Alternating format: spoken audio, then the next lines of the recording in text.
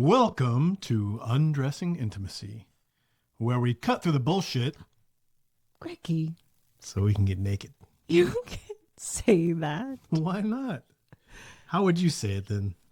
Well, maybe more like, welcome to Undressing Intimacy, where we undress emotionally so we can undress physically.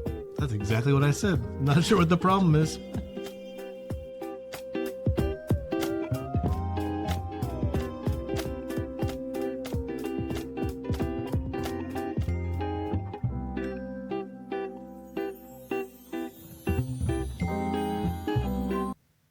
Welcome to episode number 48. 48. Well, we appreciate y'all for hanging in there with us while we had a fun episode last week. This week, we're going to get back at it, but we've had to share the airwaves a little bit this week with Taylor Swift and Travis Kelce.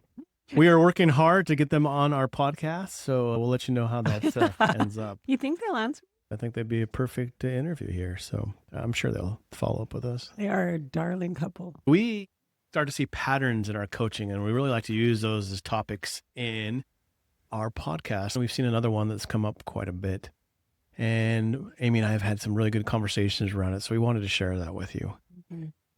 When you look into relationships, there are a few red flags that show there's areas that need to be worked on. One of the red flags that we've talked about a little bit, but we want to spend the rest of the podcast delving into, under and over functioning.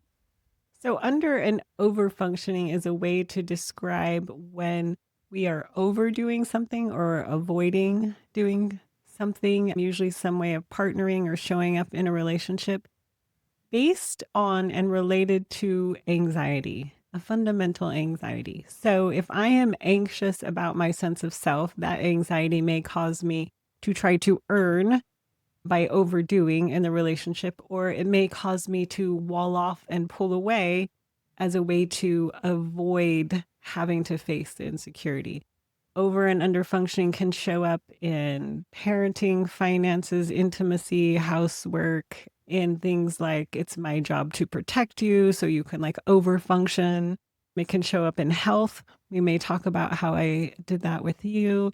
It can show up in just so many ways. And the difference between the over and undering and just what we would call functioning is what's leading or what's the root motivator of it. We've dealt with this a lot in our marriage. We didn't know exactly what it was when it was happening, but with some kind words of advice, Jennifer Fanless Fife actually talked about this a lot to us when she coached us and when she coached Amy.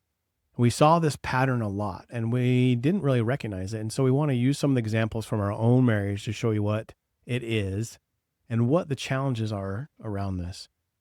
I think probably the biggest one in our marriage was around health and well-being. Amy lost her dad when she was young, about 17 years old. 16 years old. And because of that, it really made her worried that she was going to lose me too. And so she ended up trying to control that anxiety by controlling everything about my health. Yes, like putting us on diets, exercise plans, making sure you were going to the doctor. Did you get this checked up? Did you check this?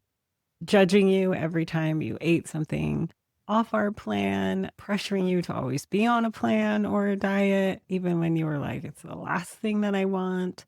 Pressuring you to exercise, guilting, shaming. I think I just did it all the forms of control, manipulating, guilting, shaming. If you would just, I used if you really cared about our family and children, you would take care of your health, because if not, that means you don't really love us and you're going to leave us fatherless. I mean, I'm not proud of it, but I did use all of these methods of control really to try and ease the anxiety that I had, which was a very real, impressionable anxiety. It definitely impacts you when you wake up one morning, hear your father have a heart attack, and he's gone very soon afterwards. And so the reality of that possibility and having watched him not take care of his health and him struggle with his health, in my mind, the answer to avoid that scenario was to make you healthy. Right. And if I made you healthy, then I would never have to face that scenario of being a widow with our children alone. And Yeah. so I justified it by saying, I'm trying to protect me, you, the kids, our family, our time. I justified my control over you with the idea that it was protecting us from harm. Right. And that's the tricky part about it is that there's nothing wrong about being concerned about your loved ones, right? If you have a concern about their health and wanting them to be healthy, there's nothing wrong with that. That is normal. But when it comes to the point that you're trying to control an anxiety and you're trying to do something for yourself to control that anxiety and that ends up controlling the other person, and I think that control is that key word, that's when it becomes unhealthy. And the unhealthy part about this is that it really does not give the other person choice. Right. Your only choices were to rebel against Yeah. me F or you. to avoid me. Yep.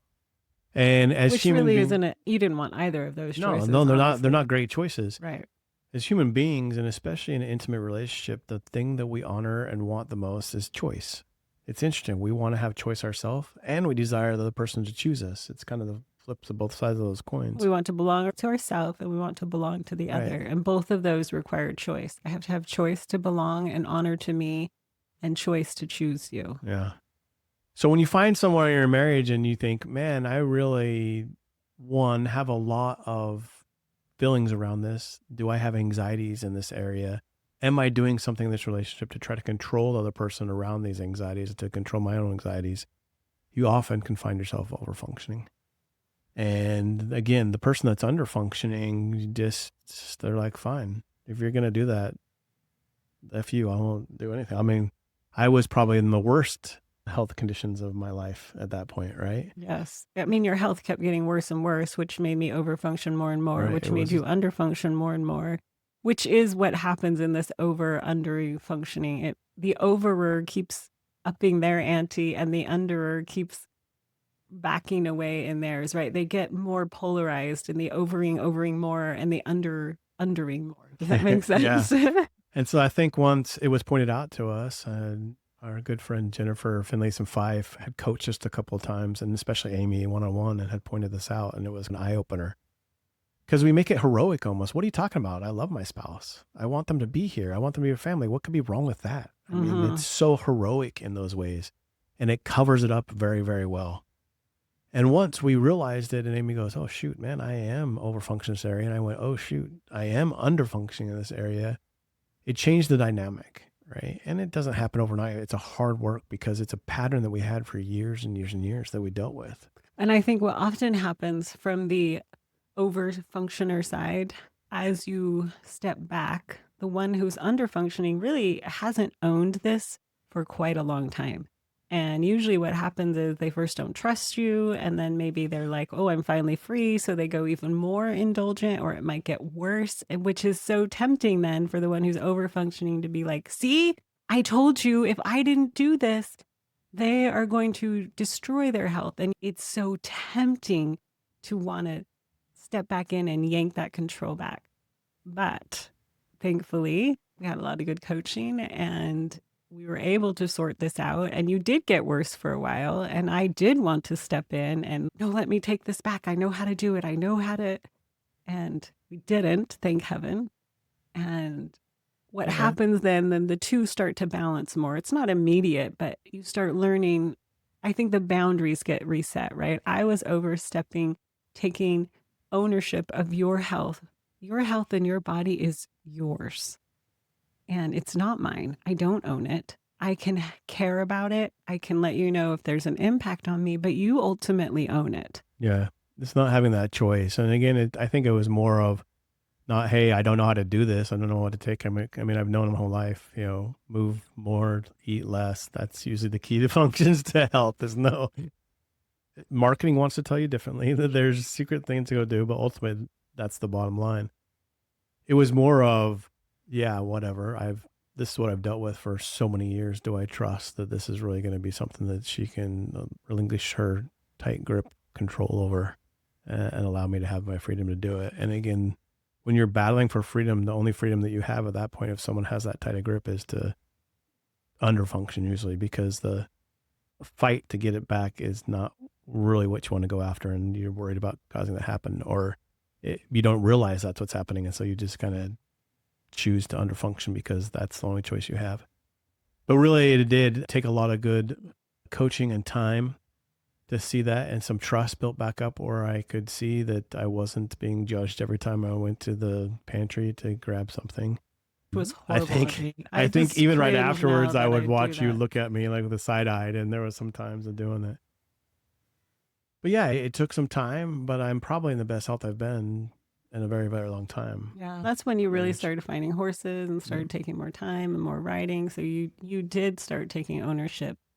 And interestingly enough, when I was over functioning, it started to impact my attraction towards you. Yeah. And when you cross over bounds that are yours, it does not only harm the other person, but it also is harmful to you. So I And think you'd had in your mind like, oh, Greg could look this way or be this way if he would only, right? And yes, then you were attracted to the fantasy of what it could be. it allowed me to be very resentful and very like to hold a grudge against you and very much in that transactional, if he would only, then, which If then his statement is is a dangerous just one. not true. There's a famous boundary book by John Cloud. He talks about if you own something, then the other person can't.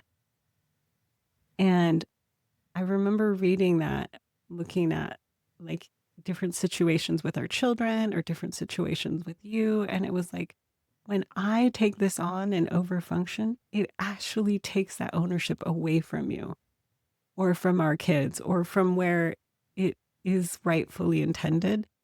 And that's what really starts the over under functioning pattern. And it really is a pattern that you do to try to control your own anxieties. Yes, it Because if I have absolutely was control all of it, then about I my have control anxiety. of it. I can make it work. And if I give it to relinquish the control, it may not happen the way that I want to do it. And it's Yes, going to I be was bad. absolutely running from my deepest fear of losing you. And yet, in running from that fear, when we act from fear, we usually end up starting to create it. In running from that fear, I was actually pushing you away Yep. and losing attraction to you. So I was creating what I The feared. thing you wanted, and that's off. It's crazy, but what's happened. So let's jump into another example. I think there's a great example on the other side of it, and people here might be able to connect with this example.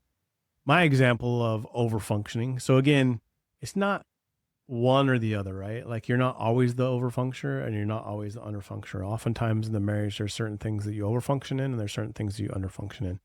Now, And- personalities also play Yes, into this, right? yes. And so there can be trends of someone's more likely to be an overfunctioner than another. Those people that are highly driven, that just get crap done, have been successful in their life, type A personalities will lean more to the overfunctioning than the underfunctioner. Or maybe those people that are really, really have struggled with anxiety, right? And want to control that anxiety may do it. I found myself overfunctioning throughout our marriage for a very, very long time in the sexual realms of our marriage. And this was exactly the story that I told myself too. Remember, I've told this many times on this podcast. If Amy would only read this book, if she would take this class, if she would fix herself, if she would look like this, if she would do all this stuff, then she would be able to function sexually in our marriage and that would make us both happy. I overfunctioned for years and years and years in this area. And again, it was the same thing. It was my anxiety around being chosen, around validation, ultimately was at the middle of this overfunctioning. I wasn't doing it because I really cared about Amy and her desires to have a great sex life and to be happy about it. I was doing it to control my anxiety about being chosen, my anxiety about needing validation. Your anxiety about your sexuality too. And, oh, that's true. And my anxiety, my sexuality.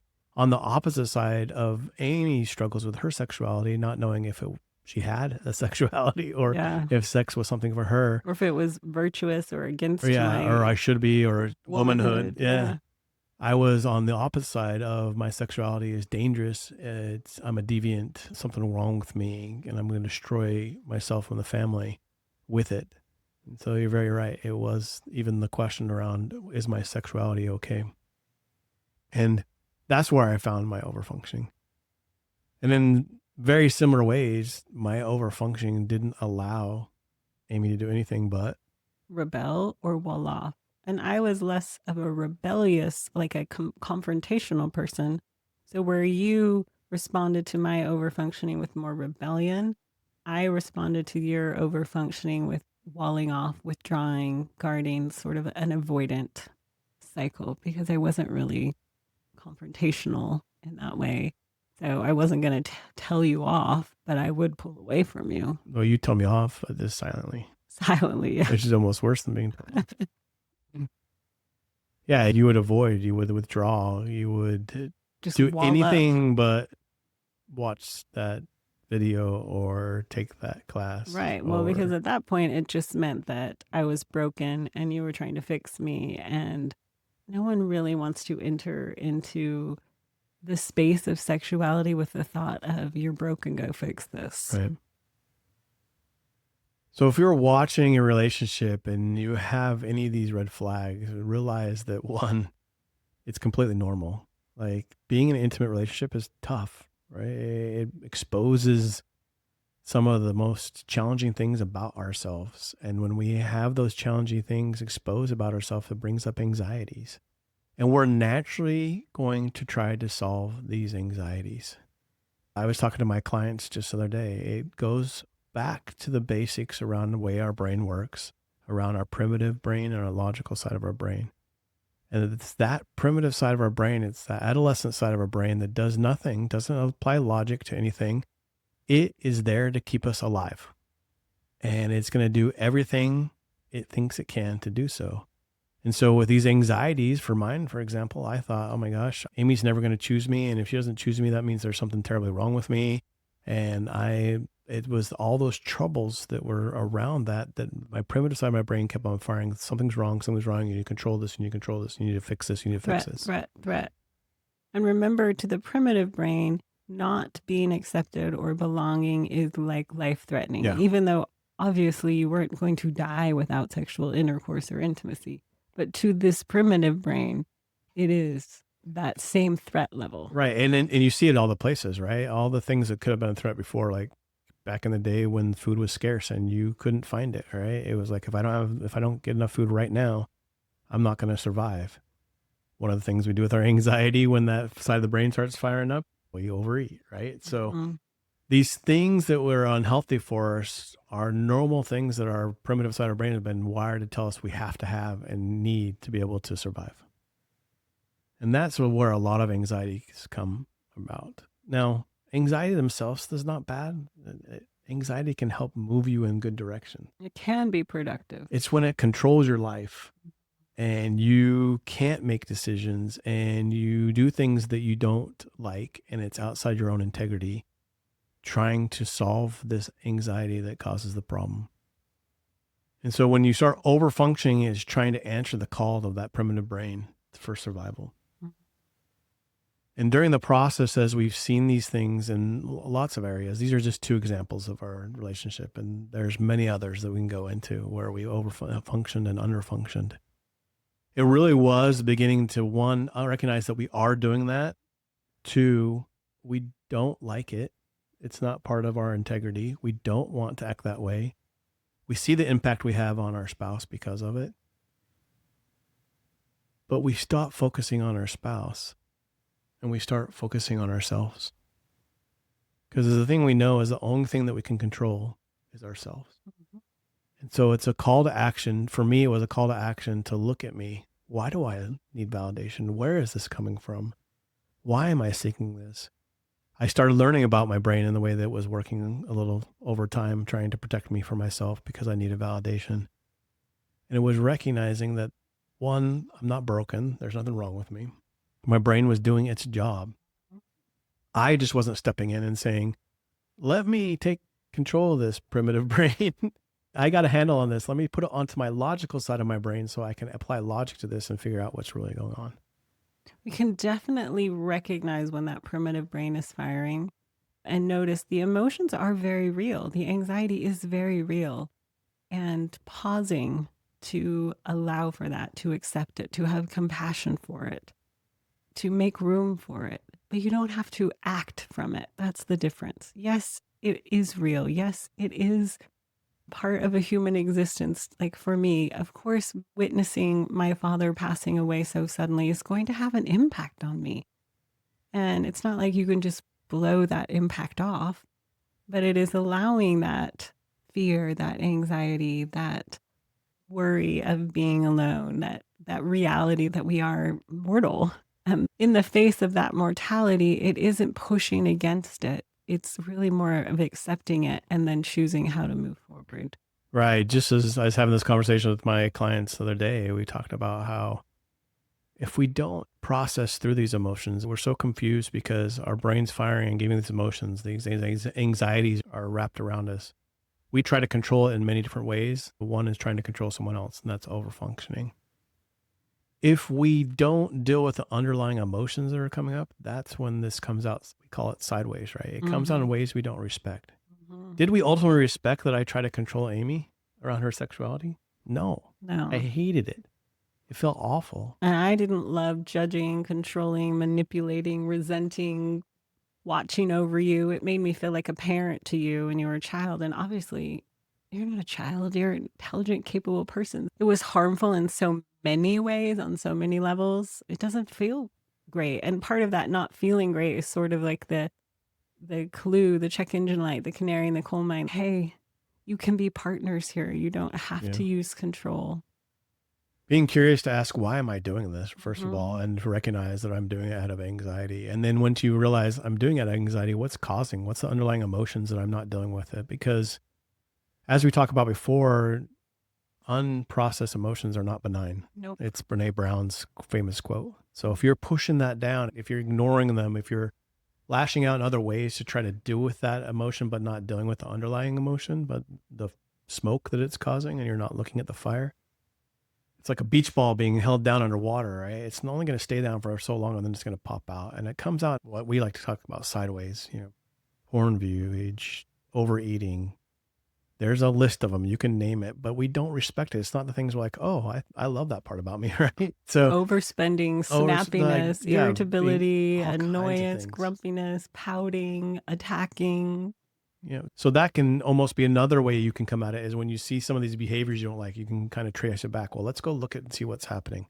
It's recognizing there's something happening that you do not respect, and let's trace it back to what's really going on. I'm overfunctioning this area. I'm stepping in. I'm not letting my spouse. What is causing this? For me to look back into the sex side, I could realize it was really the validation was the key to this. And I was looking at it. And once I understood that, I could start identifying the emotions that came up around it. I could start identifying when my primitive brain was firing those off. I think the best example of the validation part was I was sitting in a meeting at work.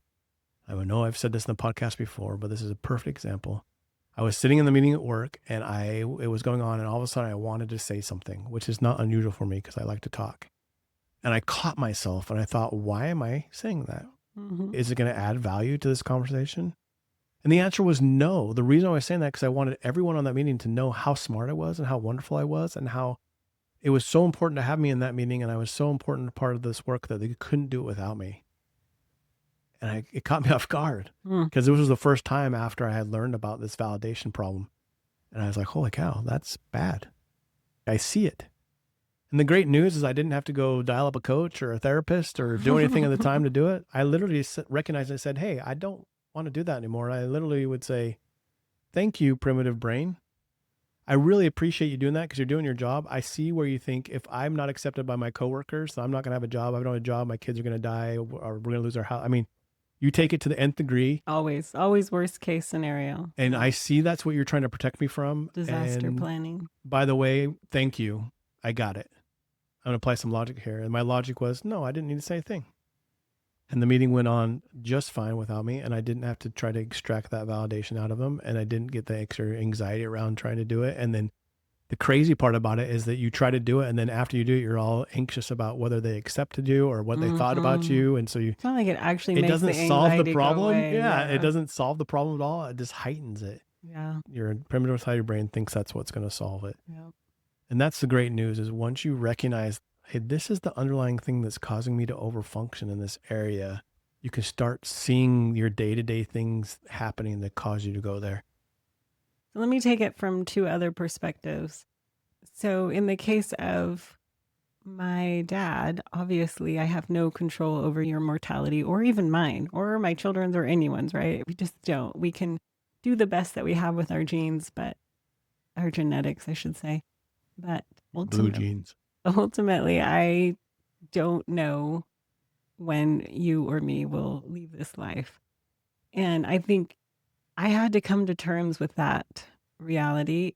And instead of leading out in fear, I turned to what is it that I really want? I want to enjoy every day with you. I want to enjoy these days with our kids. I want to be present. I want to love you deeply. I want to live as if there isn't a tomorrow by fully enjoying this day. And so it went from the controlling side to Inviting side. the inviting, let's be present, let's enjoy, let's cherish. And that really flipped how I was engaging with you and even our kids and a lot of other people. But the other thing I want to talk about is we've talked a lot from the overfunctioner as the underfunctioner. Sometimes there's some benefits to being an underfunctioner in the way that you're like, yeah, take care of that. Go for it. Knock yourself out. When it goes wrong, it's not my fault. Go do that. Yeah, I don't have to take responsibility. I don't have to take accountability. I think in the sexual intimacy side, when you were functioning there, I definitely felt that. But I was also in my own anxiety, like, yeah, go for that because I don't really know what to do. And so it allowed me a place to also hide. There is some relief or some hiding that goes on for the under functioner too. Anxiety is on both sides. And so the over functioner is more about the pursuing of it and the under functioner is more about backing away. But I still had my own anxiety as that under functioner. And so whether you're overing or undering, there's still something to face in that because it's a co-created pattern. Yep. And in my underside, it was recognizing, hey, this is actually mine. I actually need to figure this out whether or not Greg does anything. Like, this is my responsibility. This is me. This is part of my own personal development to figure out. And if nothing changes between us, fine, but this is mine. Mm-hmm. And so from the underside, it's really about usually leaning back into what is yours, taking back, saying, hey, like for you, hey, this is my health. I'd really like to take care of my own health. But how do you do that? I think from our perspective, these two examples we've given, it literally was the overfunctioner of having a big aha. Like you had an aha with my health, with coaching with Jennifer. Mm-hmm. I had an aha about my sexuality with taking Jennifer's courses and realizing that there was validation, and that started my process. Do you have any suggestions, or have you coached anyone that was an underfunctioner that realized it, and how did they deal with it, and how did they take that to the overfunctioner without completely having a blow up in their face? Yeah, I do have examples. The underfunctioner said, it's been really convenient for me to be in this space. It's been really convenient for me to not have to take accountability or to let you always just own this. But I really want to grow and develop because this is actually mine. So it's time for me to take back this accountability. And so they actually did it without attacking. So you probably shouldn't go and say, I think you have anxieties and you're overfunctioning and you need to stop. That's not the way to go about that. No. But it always falls back. The healthiest thing is when you can take ownership of your part in that equation. Yes. And you can point that out and say, hey, this was me. I have not been taking care of my health, and I want to do that. And I'm going to start stepping in this area. Yeah. And they get to choose whether they stop overfunctioning or not. But whether it was or not, that underfunctioner can still take ownership. Right. One way that I love is just saying, hey, I'm a whole self. This belongs to me. Thanks for suggesting that, but I've got this. I'm working on this, right? Just really being clear that this is within my bounds. I appreciate that you may think this is helpful or you may think this is productive, but this is actually mine. I think it can help from an underfunctioning perspective. When I finally realized that it was the anxiety that was driving Amy to control me, like my compassion and love for her got rid of the resentment. And I think that's important too. If you're leading with the resentment, no matter how much you're going to interact with the overfunctioner, it's probably going to go wrong Yes. because you're coming out of your little, you're going to go snappy snap and you're coming out of Yeah, I've as a never bear. seen resentment produce anything good. Resentment is just a sign that, hey, you got something to look at in yourself. I go back and I've used this example a couple times on our podcast, but I go back to the coaching that I had at the last retreat. And it was right after the women had gotten together and talked about sexuality and what responsive desire looks like. And right after that, the wife was like, I'm not broken. And then she let loose on her husband. And I was almost like, oh no, what am I going to do here? But it was having to get through that resentment. And in her case, she kind of needed to let it out and do it. But if we stay in that resented spot of, I have lost something out because someone has controlled me all over these years and be resentful about it, Well, then you not healthy. become And the you be victim. Yeah. victim. And that Yeah. becomes victim and that's never healthy. So realizing that I played a part in this whole thing. Yeah. I was This- part of co-creating that, whether I was overing or Yep. undering, it takes two. Yeah, this gal finally realized, yeah, I was part of this. You know, I allowed this to happen. I didn't take ownership of my sexuality. I didn't take ownership of it. And so I allowed this to happen. And really, at all times in a relationship, if you can understand how you co-created it and take the ownership of your part of it, that's going to go much better than coming at it at a resentment. And so I think as an underfunctioner, that's not easy. You can see the hurt that is caused and pain and conflict over the years. And for us, it was decades. And so it was easy to go back and look and see that resentment and point at it. But it's never healthy to come at it that way, right? It's really understanding your part in it and having compassion and love for your spouse to see that they were just trying to control a part of their own anxiety and didn't know how either. I've seen over and over and over the perfect lock and key, like this anxiety causes this person to overfunction, which matches this anxiety in the other person, and they perfectly underfunction and make this lock and key. And it's very easy to point the fingers and blame at the other. And it's much more productive to say, hey, this was my part. And we both didn't see what was happening here. I have an example recently of a husband who got very fearful as he started to learn about crime rates in his area.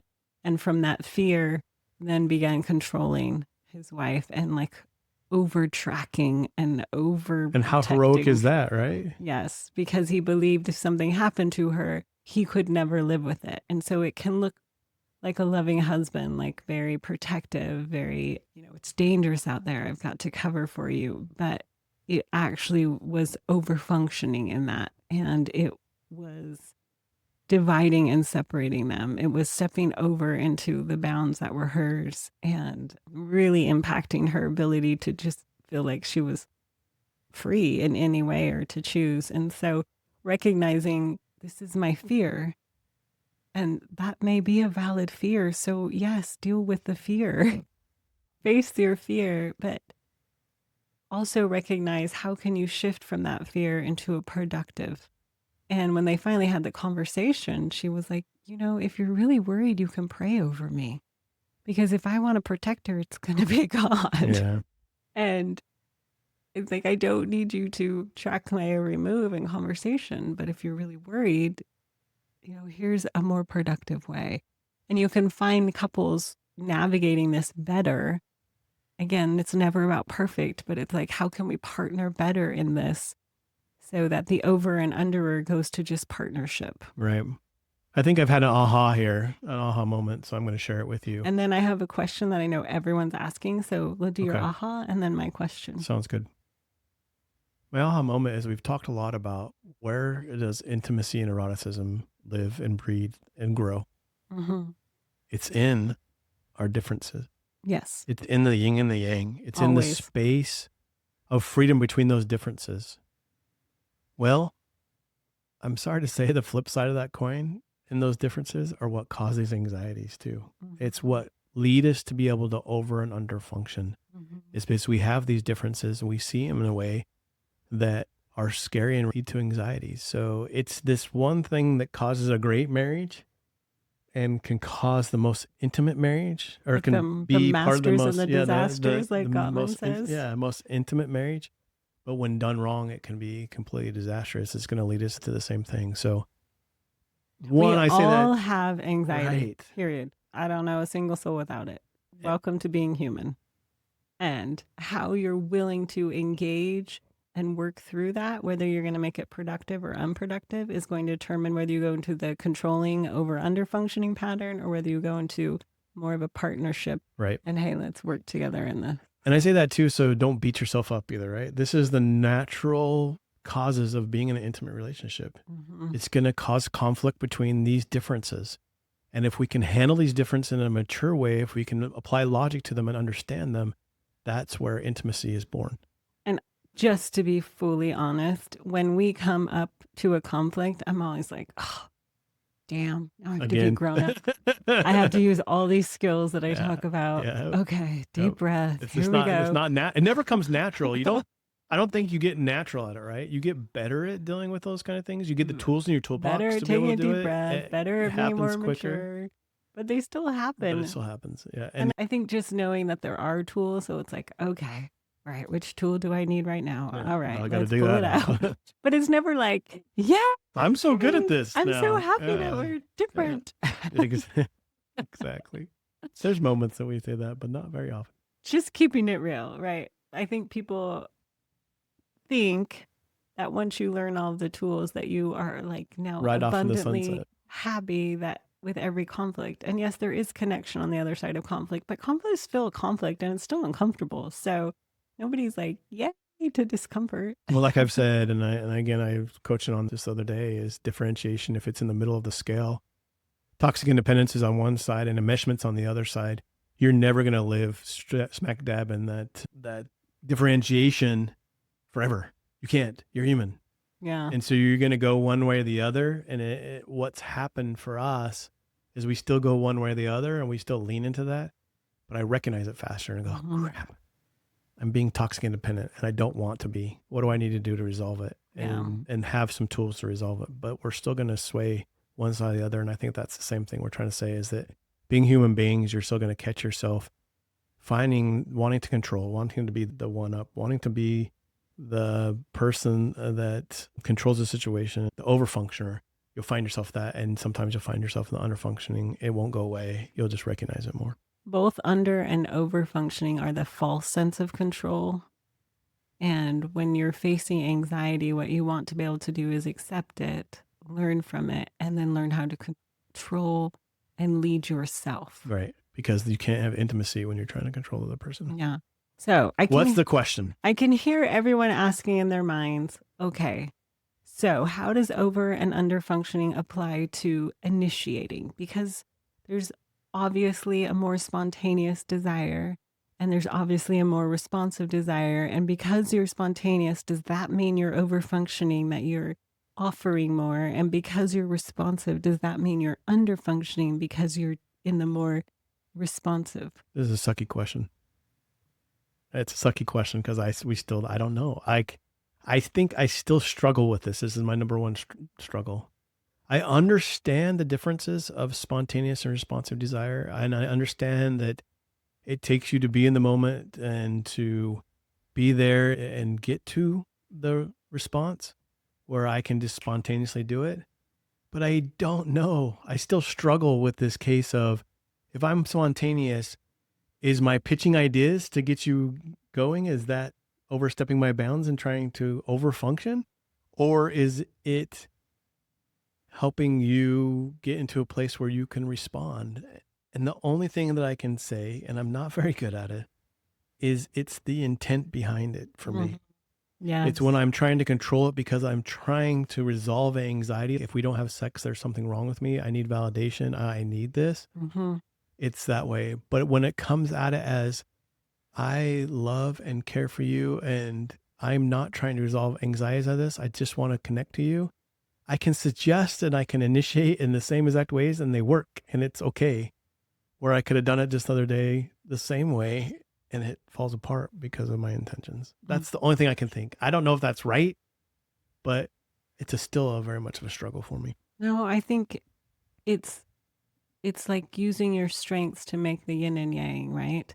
And can you overfunction in spontaneous desire? Yes, absolutely. But does the fact that you spontaneous are going to more likely be the initiator mean you're overfunctioning? No. It really is so much more about intent. And on the other side, is responsive desire under functioning because they are more responsive?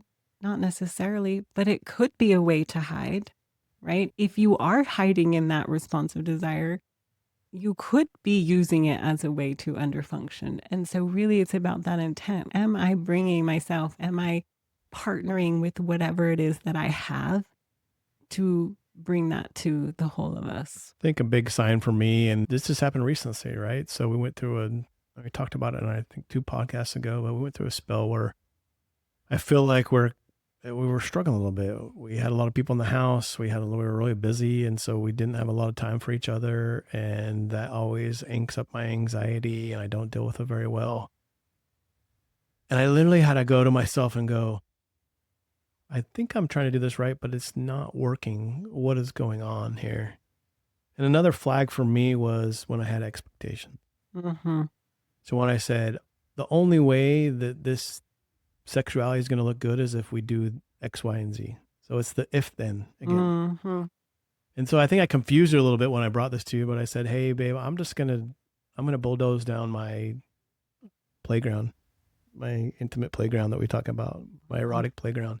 Because I've set up all these expectations, and that's what I've noticed, that I've set up these expectations. And they kind of went up quickly in the busyness. Yeah. It was like they weren't really there for a long time, and then all of a sudden it was like I had a boom. three-story playground built within days, right? Yeah, yeah. And probably because of me not dealing with my own anxieties and dealing with them on the spot and being able to have a connection with Amy, and still getting worried, like, if I bring this up, then what's going to mean, and all this same stupid shit that I've been dealing with our whole marriage. Like I said, it doesn't go away. I know I don't deal with it. All of a sudden I have a 3-story playground that I think Amy needs to be on, and she's not. And that's when I'm like disappointed and kind of start on the spiral. So it really took me and the spiral leads to pursuit from neediness, pursuit with expectations, pursuit with pouting. And so the actual actions have such a different energy to them. And that's where over under functioning in this area is so difficult to determine, because I don't even think it's the action. It's really the energy, the intent, the motivation behind them. You couldn't say, if you're doing XYZ, then you're over functioning. I mean, I clearly remember I was like, holy crap. Like, it felt like it went from amazing to back to every bad habit that I've had, right? And caused all the pain. And I don't know what got me here. Totally remember one night just laying in bed and just, what is going on? And that's when I started kind of unraveling and untangling and getting into a position. And I think the next morning I said something to you. I think I caught you off guard, and you're like, what? And my first thing was, hey, babe, I'm going to destroy this playground. Okay. I'm blowing it up. It's going away. The expectations are going away. And it was like, well, what are you coming from? But I had thought through it and gotten to that space. And in that space, you started thinking about what's really going on for yourself. And that's where we realized, oh, we got busy. And I got more in a mom role. I had my grandchild and my daughter here in the house, and I didn't leave time for our intimate relationship. And so there was a void. And when we could both see it from our own sides and how we had co-created this problem, it made it much easier. But I probably had a week where I was just scared to death to even say anything about you, because to me, I don't want to push you back into that obligation place. And I should know better now that I can trust that, but it's still very scary. If I'm going to start saying, hey, I have this playground, come join me, it's still very scary. And maybe that's a sign that you're doing it the wrong way if you're afraid to go do it, because if she says no, then that is going to cause you to spiral. And I think that's where I was at. So there's probably some indicators over the week or 2 or 3 that we were working through this. Actually that long. I don't know how long it was, but I know there was a little period of time. So there's probably some earlier indicators that I didn't catch that got me more wound up in this area. But I think it's a great question. Like I said, it's a sucky question because I really don't do very good at it. But we can get out of it at least. We can get out of it. And I think it literally goes asking yourself, what's my intent here? How am I bringing this to the table? Is it to calm my own anxiety? Or is it really to bring it to my loving spouse so that I can share something with them and be connected to them? And I think from responsive desire, it really is, am I bringing all of myself, or am I using this as an excuse to criticize, hide, avoid, wall off? Or am I really practicing presence? Yeah. So this week we challenge you to take a moment to sit by and say, where am I over or under functioning? Most likely every one of you is doing it somewhere. Mm-hmm. Some of you may be able to recognize it and not lean into it all the time. But like I said, it doesn't go away. It hasn't gone away for us. We've just recognized it sooner. Where am I over and under functioning? Can I identify that? And can we, as a couple, have a conversation about this and start looking into the causes of it? What are the things I need to deal with emotionally? How do I get rid of these, or not get rid of these, but process through these anxieties and emotions so that I can like the way that I deal with them, that I can respect that, and that it's part of my own integrity instead of coming out in a way that I don't respect. Yeah. Meet the anxiety instead of react to it. We would love to help you in any way. Like I said, there's nothing special about us, but we messed it up a lot. And we found some tools that have helped us to unmess things up. And we'd love to share that with you. So please join us on langfordlifecoaching.com. There's a button in every single page that says free consult. And we would love to chat with you. We've seen this start to happen. We've had a lot more consults and we love them. And we appreciate them. So don't hesitate. If you're thinking to yourself, "Oh, I should talk to them," Do it.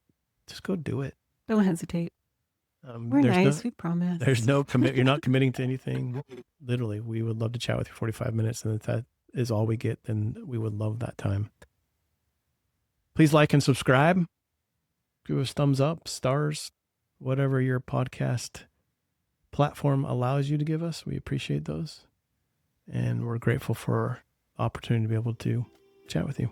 Yes, we are. Thank you. And until next time, Keep undressing your intimacy. bye-bye.